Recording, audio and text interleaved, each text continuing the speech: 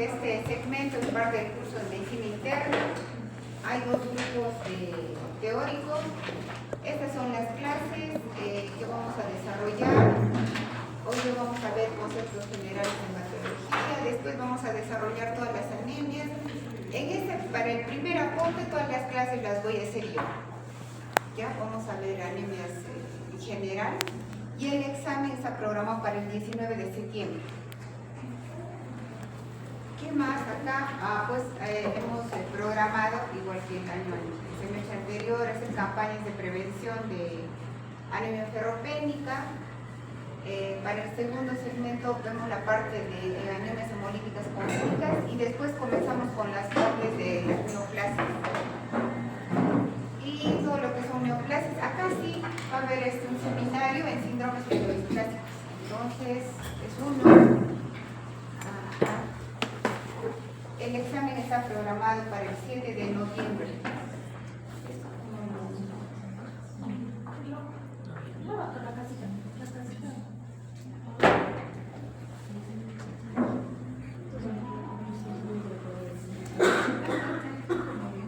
7 de noviembre, el examen del segundo aporte. ¿Ya? Después, vemos para el tercer aporte.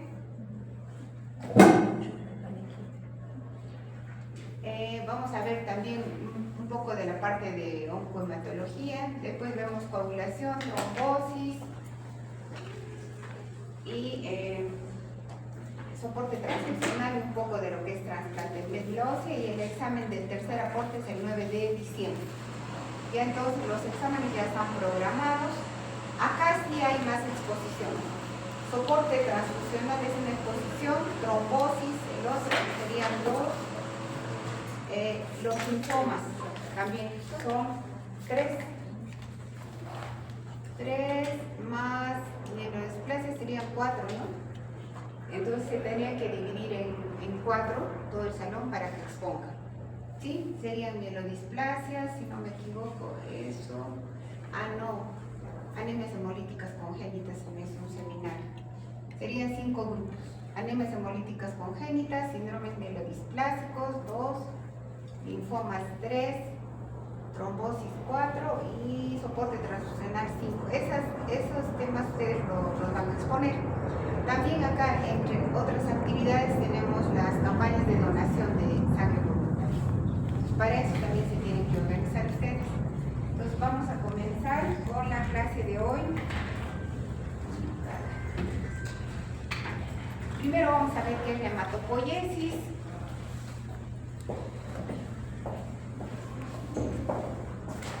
Entonces, la hematopoiesis es el proceso fisiológico en el cual se van a producir células sanguíneas. ¿Sí? Glóbulos rojos, blancos, plaquetas.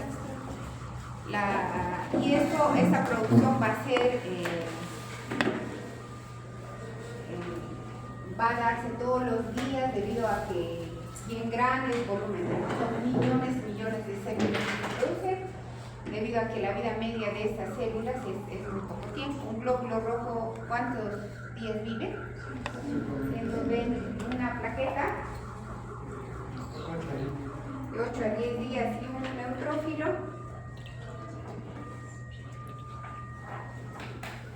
un neutrófilo 8 horas, y después se va a desplazar a los tejidos, 1 o 2 días va a estar ahí el neutrófilo. Entonces, para mantener esta producción adecuadamente se va a producir lo que es la hematopoiesis. Entonces, la hematopoiesis se divide en 4 fases: la fase extraembrionaria, hepática, esplénica y medular, que es la definitiva.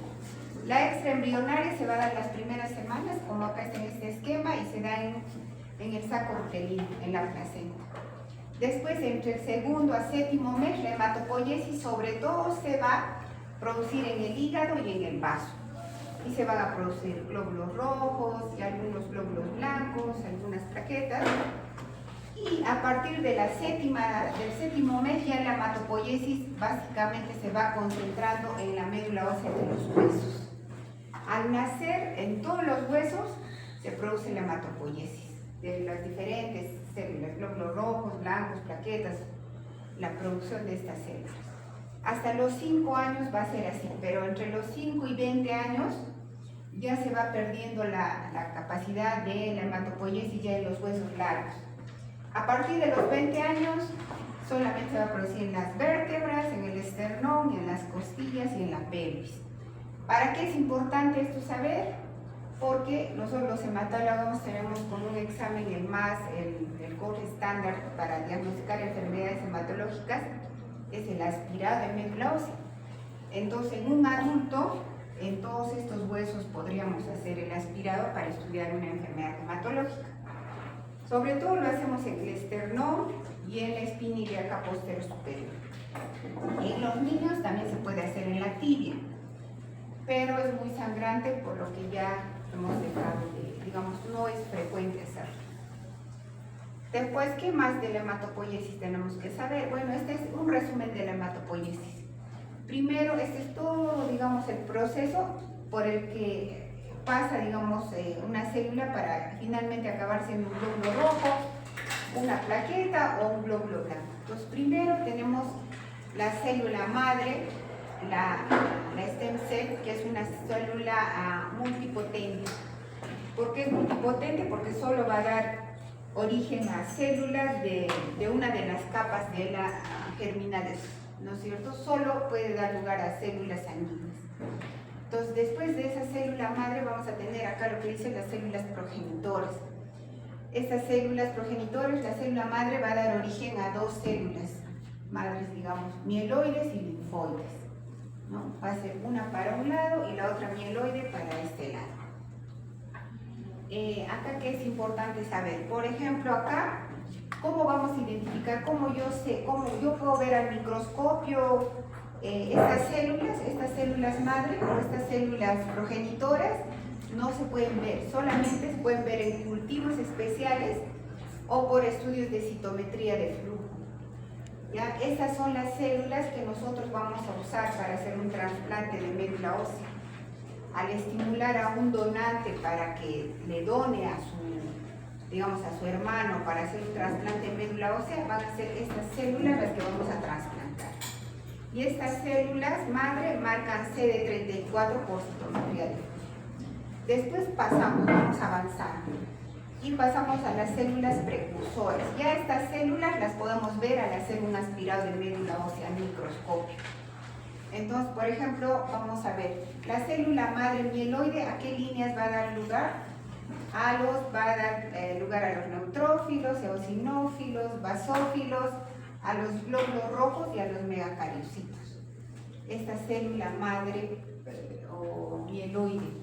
Y la linfoide solamente va a dar lugar a las células, linfocitos B, T, células dendríticas, células natural killer. Entonces, estamos acá. Acá, pues, por ejemplo, podemos ver, vamos a ver los glóbulos rojos.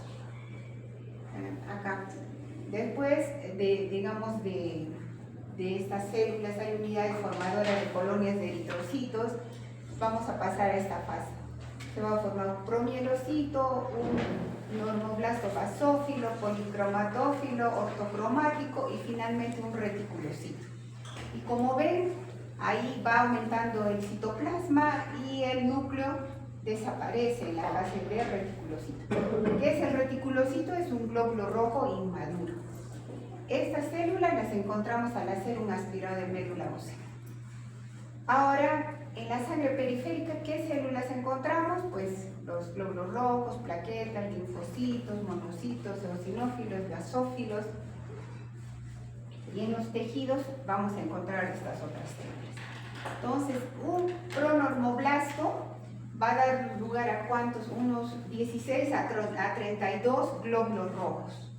Se va a dividir y va a dar origen a esta cantidad de glóbulos rojos. ¿Y en qué lapso de tiempo? Más o menos en unos 5 a 6 días se va a producir todo este proceso de acá hasta acá. ¿Sí? Esta es la hematopoiesis, digamos, un resumen de cómo se van a formar las células sanguíneas a través de estas células madre, de estos precursores, progenitores.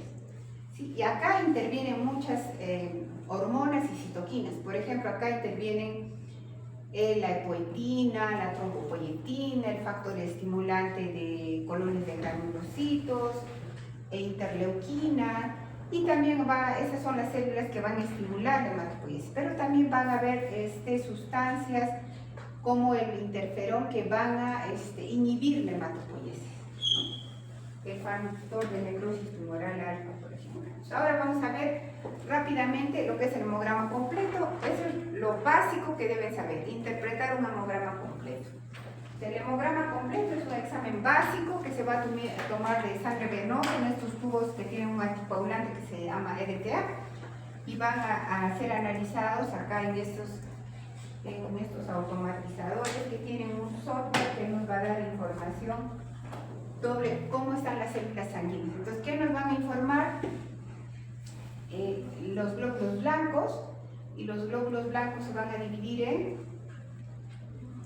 en neutrófilos, linfocitos, monocitos, eosinófilos, basófilos. También nos van a dar información sobre la hemoglobina y las plaquetas. Esto es lo que vamos a ver ahora. Para interpretar un hemograma completo tienen que ver los valores absolutos, no los porcentajes. Porque a ver, si un paciente tiene 1000 leucocitos y dice 10% de neutrófilos, ¿cuántos serían? ¿Cuántos neutrófilos tendría si tiene 1000 linfocitos y 10% son neutrófilos?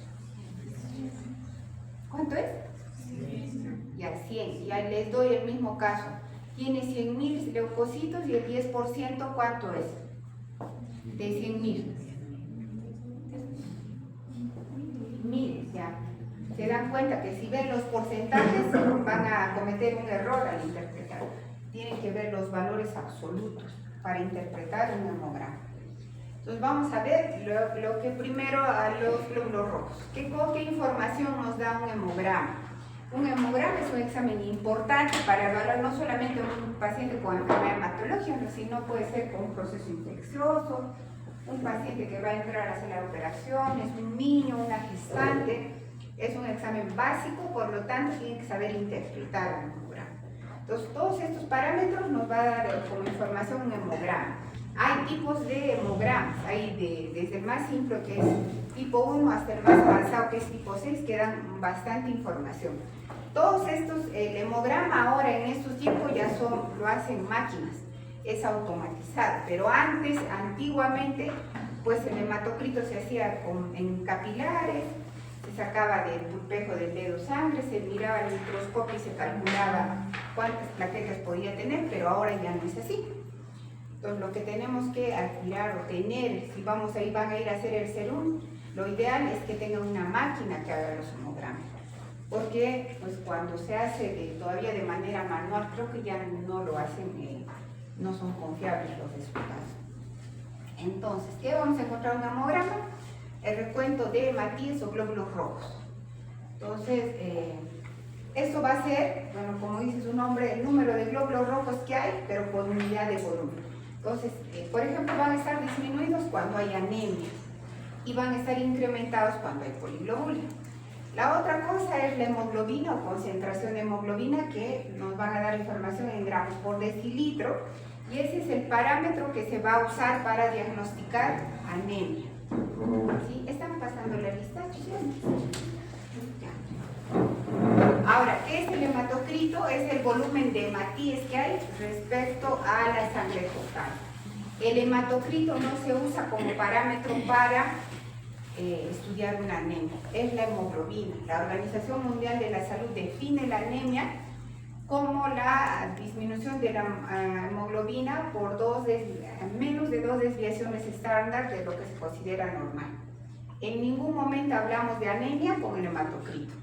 El volumen corpuscular medio, que se simplifica como BCM, nos va a dar información sobre el tamaño del glóbulo rojo. Entonces los valores acá van a estar entre 80 y 98 y algunos autores hasta 100 consideran. Si está por debajo de 80 se va a llamar microcitosis. Si está entre 80 y 98, ya. Y si está más de 98, macrocitosis. Y eso nos va a ayudar en la interpretación o en el enfoque diagnóstico de una anemia. Tenemos la hemoglobina corpuscular media. El volumen corpuscular se va a expresar en femtolitros y el hemoglobina corpuscular media en picogramos. Entonces, ¿qué nos informa? La cantidad de hemoglobina por hematín, por glóbulo rojo. Los valores van entre 27 y 32. Si está disminuido se llama hipocromía. Y usualmente suelen ir bajos este y este, ¿no? La concentración de hemoglobina corpuscular media se expresa en gramos por decilitro. Y acá nos va a dar información sobre la concentración de hemoglobina por el tamaño del glóbulo rojo. ¿Y en qué casos? Vamos a ver, los valores van entre 32 a 34 más o menos, y van a estar, por ejemplo, disminuidos la concentración de hemoglobina corpuscular media cuando hay anemia ferropénica, por ejemplo. Y va a estar incrementada en la esferocitosis hereditaria. Es una de las pocas enfermedades en las que va a estar incrementada, entonces tienen que recordar eso. ¿Qué otra información nos da el hemograma? La amplitud de distribución del glóbulo rojo, el AD. Y eso nos va a traducir lo que conocemos como anisocitosis. ¿Qué es la anisocitosis?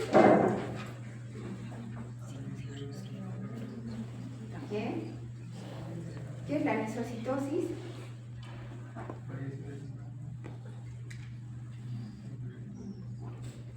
La variación de tamaño, doctora, entre un glóbulo y otro. Sí, gracias. Es el tamaño del glóbulo rojo, los diferentes tamaños del glóbulo rojo. Ahora estoy acá para tomar la asistencia.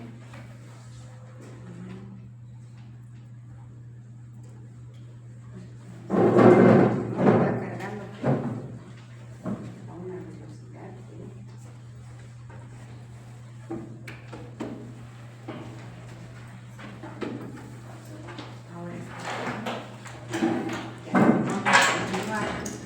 Entonces, el ancho de distribución de eritrocitos nos va a dar información de los diferentes tamaños del glóbulo rojo. El valor normal es más o menos 13.5 más menos 1.5, en esos rangos. ¿Y para qué sirve? Cuando está, por ejemplo, incrementado y hay microcitosis, es una anemia microcítica con A de alto, yo puedo pensar que está una anemia ferropénica. Eso nos va a ayudar en el diagnóstico. Ahora, el recuento de reticulocitos puede estar dentro del hemograma, pero también lo podemos solicitar aparte. Entonces, ¿qué son los reticulocitos? Son glóbulos rojos inmaduros. ¿Para qué sirven los reticulocitos? Para ver si una anemia o si la médula ósea responde a la anemia, o sea, si hay una respuesta de la médula ósea a la anemia. En eso nos va a ayudar los reticulocitos. Si están incrementados, se va a llamar anemia regenerativa y solamente van a ser, en dos casos va a pasar esto, cuando hay hemólisis o hay sangrado.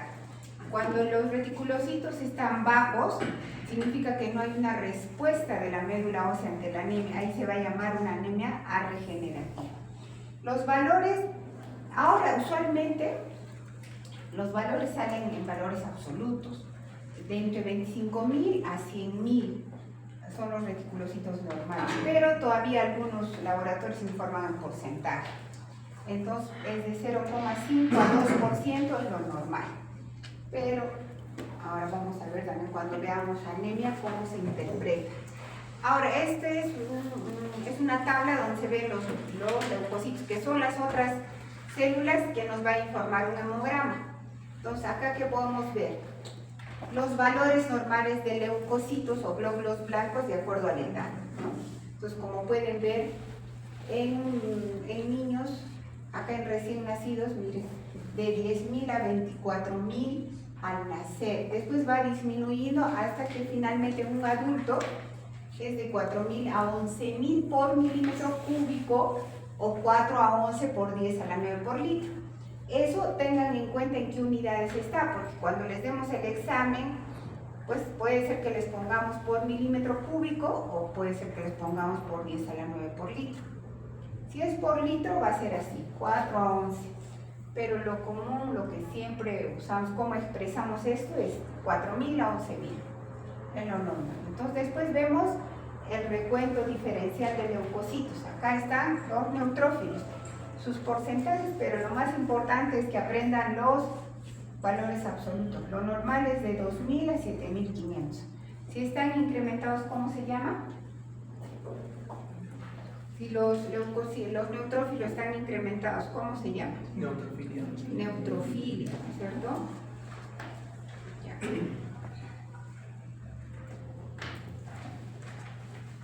Y si están disminuidos, se va a llamar neutropenia. Con menos de 1.500 consideramos neutropenia. De 1.000 a 1.500 leve, de 500 a 1.000 moderada y menos de 500 severa. Y neutropenia profunda cuando están por debajo de 100. Los linfocitos, valores de 1.500 a 4.000. Los monocitos de 200 a 800. Los eosinófilos de 40 a 400 y los basófilos de 10 a 100. Entonces, esos son los valores que tienen que recordar. Y acá es una tabla que resume, digamos, en qué casos podemos encontrar, por ejemplo, neutrofilia. Obviamente infecciones, inflamaciones, el uso de corticoides, tumores, disminuido sobre todo en hematología por uso de quimioterapia. Cuando hay hiperestrenismo, hay infecciones, por ejemplo, una infección por COVID, podría dar neutropenia. Eosinofilia. ¿En qué casos van a estar incrementados los eosinófilos? En casos sobre todo de parásitos y de alergias, ¿no? Pero también algunas neoplasias, por ejemplo en la leucemia mieloide crónica, en algunos linfomas. Y van a estar disminuidos o se llama eosinopenia cuando hay, por ejemplo, fiebre tifoidea o brucelosis. Los basófilos, pues cuando están incrementados, vamos a pensar más en enfermedades oncohematológicas, en los llamados síndromes mieloproliferativos crónicos, más la leucemia mieloide crónica. Y los basófilos van a estar disminuidos, por ejemplo, en el Cushing o por uso de heparina. Monocitosis, ¿en qué casos va a haber infecciones? Sobre todo TB, brucelosis, y en casos de leucemias, una leucemia mieloide aguda, la variante mielomonocítica o monocítica, una leucemia mielomonocítica crónica, algunos linfomas, y disminuidos por uso de corticoides, por ejemplo. Ahora, cuando esto, ¿para qué tienen que aprender? Para cuando ustedes vean un paciente con monocitosis, entonces ya tengan sospechas diagnósticas. A ver qué puede ser, tiene de monocitos 10.000. Entonces, ¿qué voy a pensar? ¿Qué podría ser que tenga una infección? Podría ser una leucemia, podría ser un linfoma. Para eso tienen que aprender, para tener impresión. Al interpretar el hemograma ya ustedes puedan plantear una presunción. Obviamente tienen que hacer la historia clínica, la afiliación, examen físico, pero el hemograma les va a dar mucha información sobre qué podrían pensar. Linfocitosis, ¿en qué casos va a haber? En los niños las linfocitosis son reactivas, cogen citomegalovirus, Epstein-Barr virus y hacen linfocitosis, ¿no? Y las otras causas son no benignas, digamos, las malignas, leucemias linfoblásticas agudas, leucemia linfática crónica, los linfomas. ¿Y cuándo hay linfopenia? En caso de inmunodeficiencias, VIH, en caso de radioterapia, en caso de quimioterapia. Los pacientes oncológicos suelen tener linfopenia. Ahora, bueno, esto también es para ver, los hematíes si están incrementados se va a llamar poliglobulia, y eso vamos a ver cuando hagamos enfermedades mieloproliferativas crónicas. Las otras células que nos van a dar información en hemograma son las plaquetas. ¿Y cuándo van a estar incrementadas las plaquetas? Cuando hay trombocitosis, sobre todo cuando hay infecciones, inflamaciones o hay anemia ferropénica, o si hay sangrado. ¿Cuándo van a estar disminuidas? Cuando hay, pues, la enfermedad más frecuente de plaquetas es el PT. Pero también pueden bajar por infecciones o por fármacos. Entonces, esto es para que tengan una visión en general de toda la información que nos puede dar un hemograma y qué podrían sospechar ustedes. Poco a poco van a ir, pues, digamos, recordando las causas de cada una de las alteraciones que podemos ver. Esto es el recuento de plaquetas. Las plaquetas, los valores normales son de 150.000 a 450.000 por milímetro cúbico. Pero hay varios estudios en los que se ha encontrado que pacientes que tienen entre 100.000 y 150.000 no tienen ninguna enfermedad, solamente que tienen valores entre 100.000 y 150.000. Entonces nosotros le damos importancia cuando las plaquetas están por debajo de 100.000. y se va a llamar trombocitopenia leve, moderada y severa. Leve si está de 50 a 100.000, moderada de 20 a 50.000 y severa menos de 20.000. ¿Por qué creen que es importante hacer esta clasificación?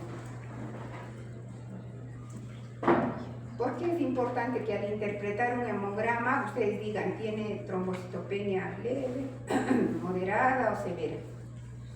¿Por qué creen? Su riesgo a sangrar, ¿no? Claro, es por el riesgo de sangrar. Si yo les voy a decir, interpreten el hemograma, ustedes me van a poner tiene trombocitopenia severa, entonces yo entenderé que ese paciente tiene riesgo de sangrar. Pero si me ponen tiene trombocitopenia leve, yo diré, bueno, no va a sangrar, ¿no? También para ver si le hago soporte transfusional. También igual es en la anemia. Más de 10 llamamos anemia leve, de 8 a 10 moderada, menos de 8 severa. Entonces, por ejemplo, eso me puede ayudar para ver si le tengo que hacer una transfusión a un paciente que tiene menos de 8 de hemoglobina. Sí, ahora sí ya cargó, les voy a tomar la asistencia. Amau Nicole. Presente. A ver, ¿alguna pregunta al hemograma de interpretación? Entonces, en el hemograma comenzamos por los glóbulos rojos. A ver si el paciente tiene de hemoglobina 7 y tiene volumen corpuscular 60.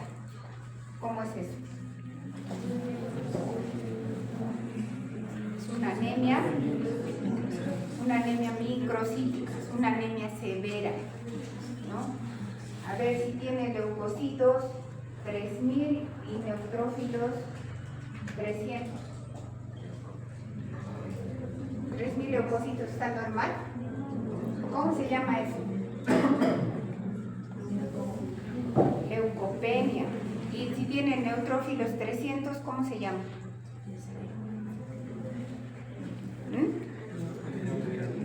Pero neutropenia que leve, moderada, neutropenia severa. Si tiene plaquetas 30.000,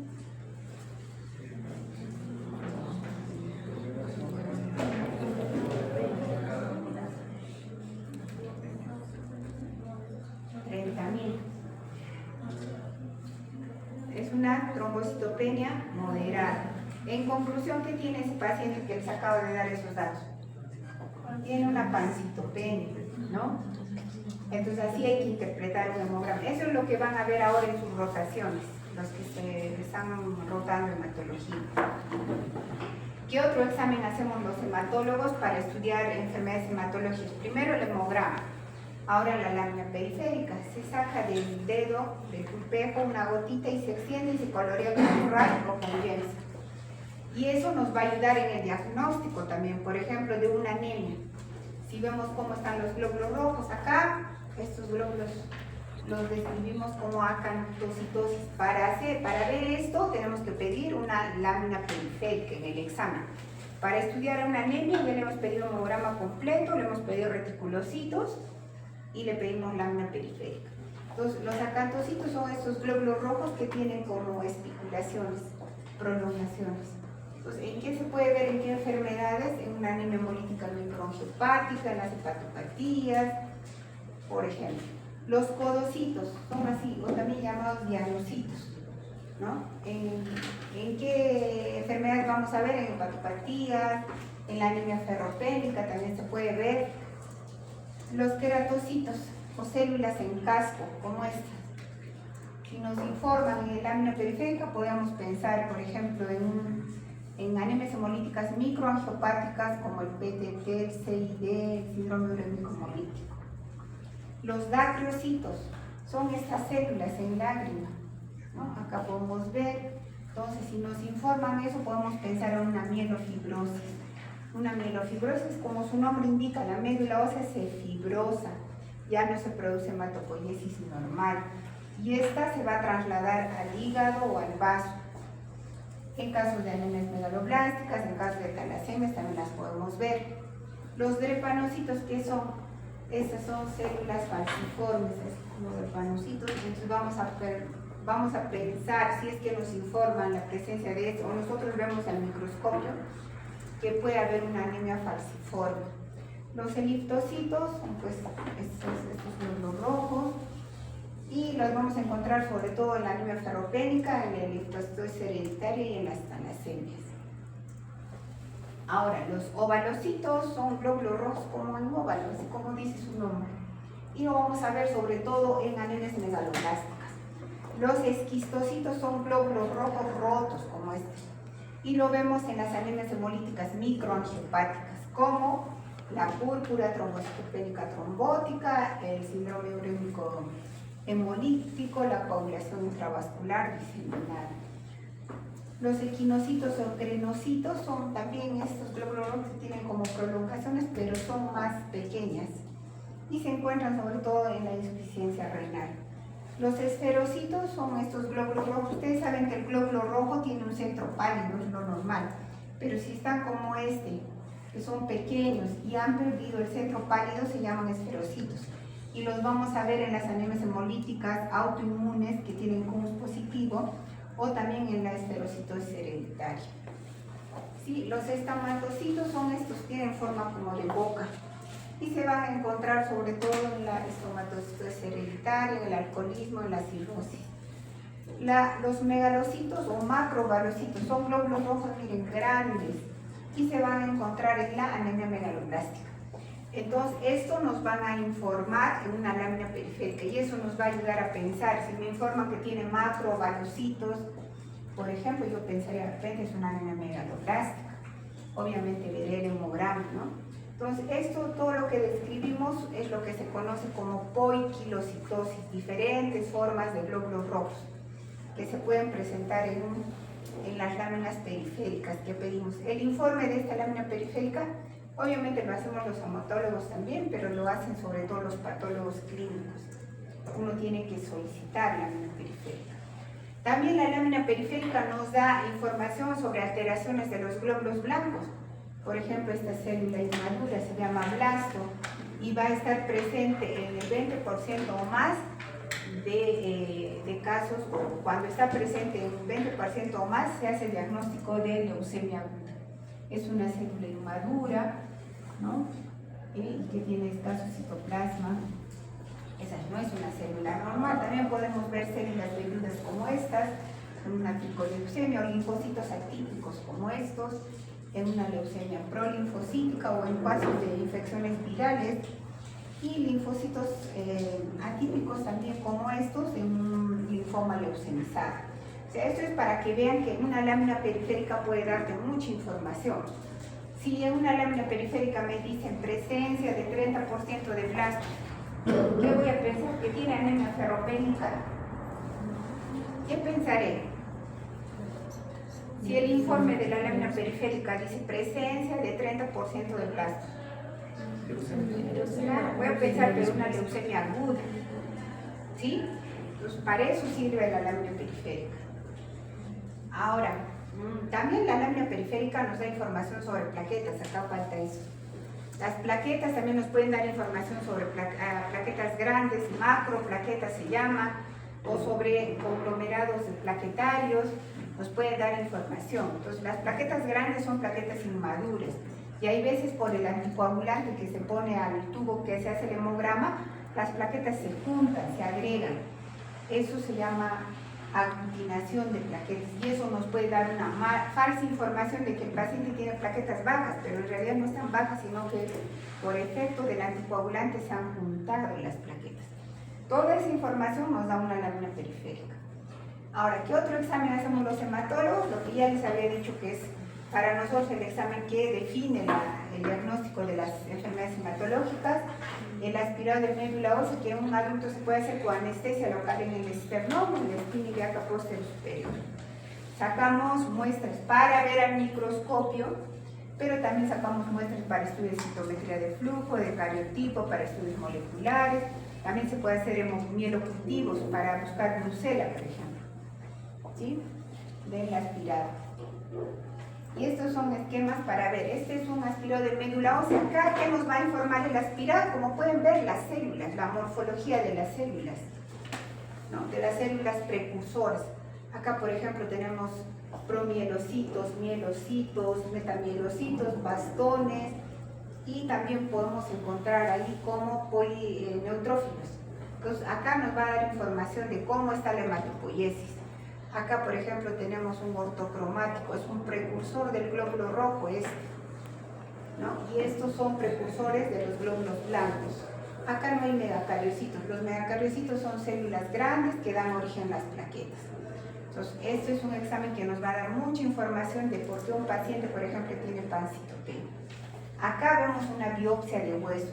La biopsia también nos da información, pero más que todo nos va a informar sobre la celularidad. O sea, por ejemplo, si es normal que un paciente tenga, digamos, el 50-60% de celularidad, estas son las células, pero de pronto encuentro haciendo una biopsia, eso lo lee un anatomopatólogo, que solamente hay 10%, 5% de celularidad, que todo está reemplazado por grasa.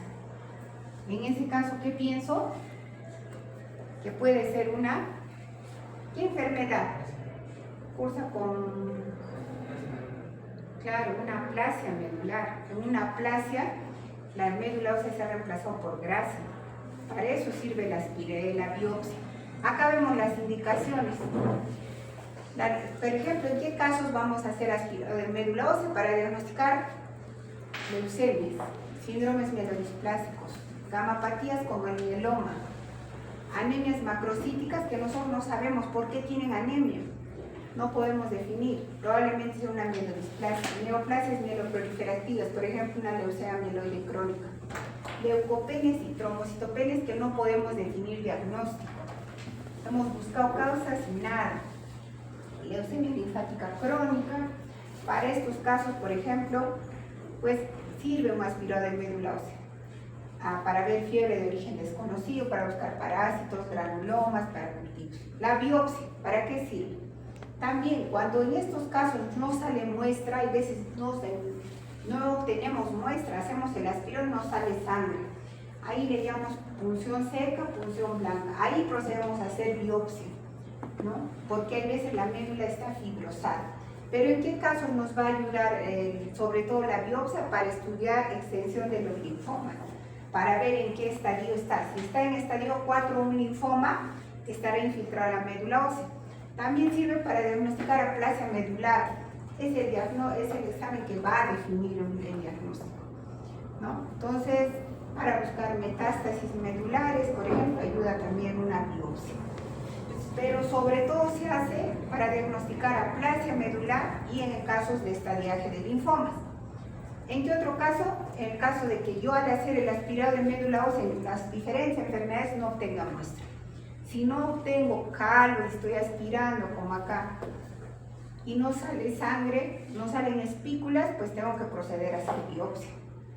Por ejemplo, cuando hay leucemias hay tantas células, 100.000 leucocitos en una leucemia aguda y no sale, está empaquetada la médula. No sale muestra, entonces puedo hacer biopsia en este caso. ¿Sí? ¿Alguna pregunta hasta acá, chicos? Ahora vamos a ver lo que es anemia. Si tienen alguna pregunta, me dicen. Entonces, ¿qué es la anemia? Es la definición, por favor, que tengan bien claro. Es la disminución de la concentración de hemoglobina. Y la hemoglobina, los valores van a depender de la edad, ¿no? Del sexo.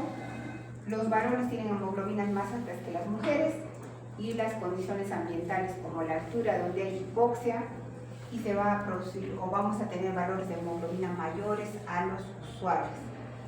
¿Sí? Por ejemplo, la edad, ¿qué tiene que ver? Un recién nacido tiene hemoglobinas altas, ¿no? Hasta 18 podría ser, pero ya un anciano de 90 años tiene valores de hemoglobina, digamos, de 12 y no se consideran patológicas porque los valores van a depender de esto, de la edad, del sexo y de dónde vive el paciente, ¿no? Entonces, bueno, acá hay, digamos, una explicación. ¿Por qué los varones tienen hemoglobinas mayores? Por los andrógenos, que van a estimular la eritropoiesis. ¿Qué más? Acá, como dice, los pacientes a partir de los 70 años comienzan a tener disminución de los valores de hemoglobina por descenso de los andrógenos. Esto es un resumen, digamos, cuáles son los valores de hemoglobina. He querido traer esta tabla porque si les muestro y les pongo 12.7 más menos 5 va a ser una conclusión. Entonces, este es un resumen, digamos, en qué parámetros están los valores de hemoglobina, Obviamente esto es a nivel del mar y de acuerdo a la edad. Por ejemplo, un recién nacido tiene de 13.5 a 18.5, son intervalos, no son valores fijos de hemoglobina. Y con menos de 13.5 a nivel del mar, a esta edad se va a llamar anemia.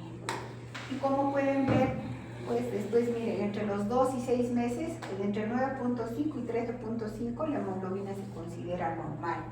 Ahora, lo que a nosotros, digamos, nos importa es que vamos a hacer hematología, sobre todo de adultos.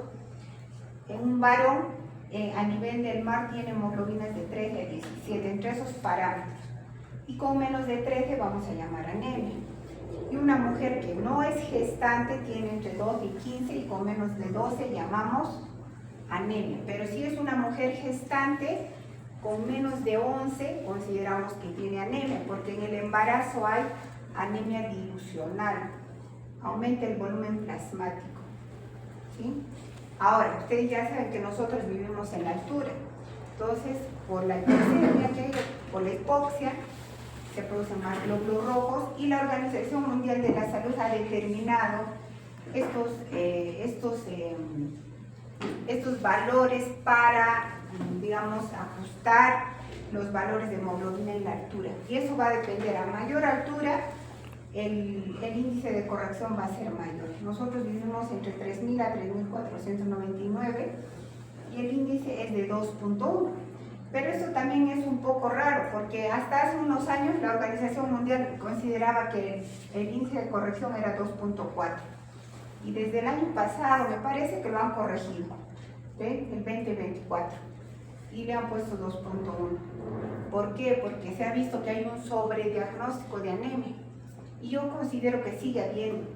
Entonces, porque no hemos bajado de altura, no nos hemos trasladado, pero la Organización Mundial ha modificado estos valores de corrección para la hemoglobina. ¿Por qué? Porque lo ideal sería que nosotros hagamos estudios, que nosotros tengamos valores normales de hemoglobina para el Cusco, pero no los hemos hecho. Si los quieren hacer y consiguen auspiciadores, pues sería bueno. ¿Qué hace la señorita y las dos señoritas ahí atrás en sus celulares? Chicas, ¿han venido a escuchar la clase o a estar en sus celulares? ¿Qué están anotando? Años estoy enseñando acá, yo ya sé cómo es el asunto. Entonces, si usamos los valores de corrección, bueno, esto es para definir anemia, pero a nivel del mar. Ay. Si es que usamos estos valores de corrección,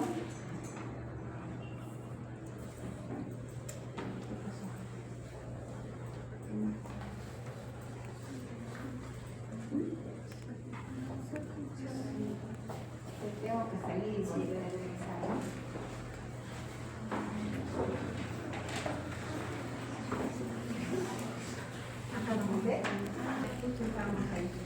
Entonces, si usamos este factor de corrección, índice de corrección, tendríamos que considerar para las mujeres a nivel del Cusco la hemoglobina entre 14.1 y 17.1.